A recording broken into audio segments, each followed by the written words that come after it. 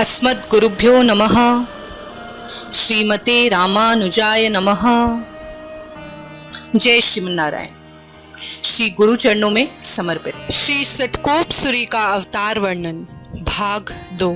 कुरुका नगरी के पूर्व भाग में 1 कोस दूरी पर पांडेय मंडल में शस्य श्यामला कोलू नामक स्थान है। वहाँ शेषशायी विष्णु भगवान का मंदिर है। वहाँ सर्वदा भगवान की भक्ति में संलग्न रहने वाले पूर्व शिखा नामक विद्वान रहते थे। इन्हीं के घर में विप्र शिरोमणि श्री नारायण जी के पुत्र के रूप में विश्वक्सेन जी के अंश से चैत्र मास के शुक्ल पक्ष के चित्रा नक्षत्र में श्री मधुर कवि स्वामी जी का श्री सटकोपसुरी से पहले अवतार हुआ था।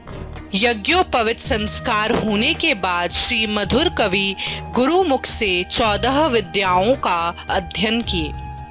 श्री मधुर कवि स्वामी जी के वेद वेदांत का ज्ञान अर्जन करके वैराग्य संपन्न होकर अनेक दिव्य देशों में यात्रा करके अंत में अष्टांग भक्ति योग की साधना में संलग्न होकर बद्रिकाश्रम में निवास करने लगे।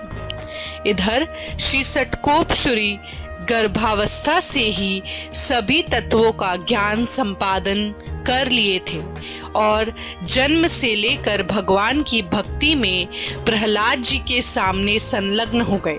कली के पापों को देखकर श्री सटकोपसुरी अपनी आंखें बंद कर लिए और भूख प्यास आदि विकारों से रहित होकर भगवान के श्री चरणों के ध्यान में रत हो गए।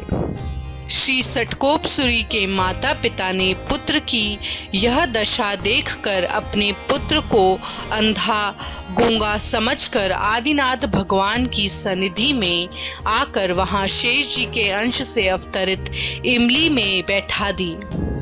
अपने पुत्र का प्रभाव न जानने के कारण वे पुत्र को त्याग कर घर चले गए। श्री सटकोपसुरी जी भगवान का ध्यान करते हुए 16 वर्ष व्यतीत किए। इस प्रकार प्रपन्नामृत का 103वां अध्याय भाग 2 समाप्त हुआ।